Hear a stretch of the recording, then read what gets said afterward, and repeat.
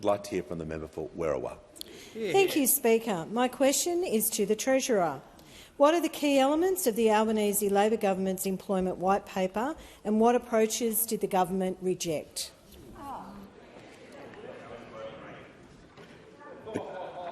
I give the call. The member for Fadden will not interject before an answer has even begun. Give the call to the Treasurer. Thank you, Mr Speaker. Thanks to the wonderful member for Werriwa for her question. Mr Speaker, even as we campaigned in the referendum, even with everything that's going on around the world, this government has maintained a primary focus on jobs and wages and the cost of living. And the work that the Skills Minister has been doing with his state and territory colleagues and with the Prime Minister reflects that primary focus. And the employment white paper that I released with a bunch of colleagues 3 weeks ago today reflects that primary focus as well, Mr Speaker. The white paper and the work of the Skills Minister, the work of the Prime Minister and the government is all about finding great jobs and great opportunities for more Australians and finding better trained workers for employers so that we can all prosper together, Mr Speaker. And that's what the employment white paper was all about, helping Australians make the most of the big shifts underway in our economy and our society so that they can be beneficiaries and not victims of those changes.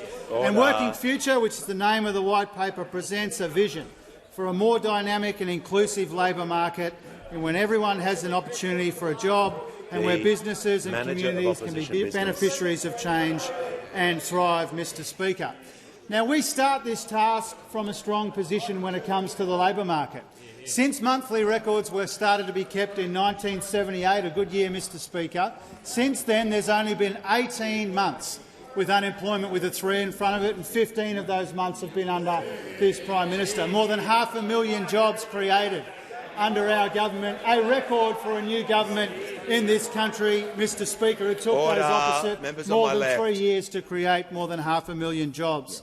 Now, the white paper, Mr Speaker, was about 5 things: full employment, it was about job security and strong wages, it was about reigniting productivity growth after the failures of those opposite, it's about overcoming barriers to employment and broadening opportunity, and it's about building a skilled and adaptable workforce along the lines of the work of the Prime Minister and the Skills Minister over recent weeks and indeed over recent days as well.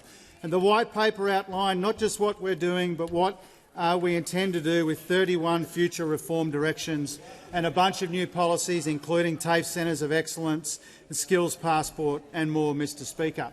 Now, those opposite made deliberately stagnant wages were a deliberate design feature of their approach to the economy. They oversaw the worst decade for productivity in the last half-century, Mr Speaker, and that's because they are long on nasty negativity, but they are short of anything positive to say about the future of our economy, the future of our people or the future of our country.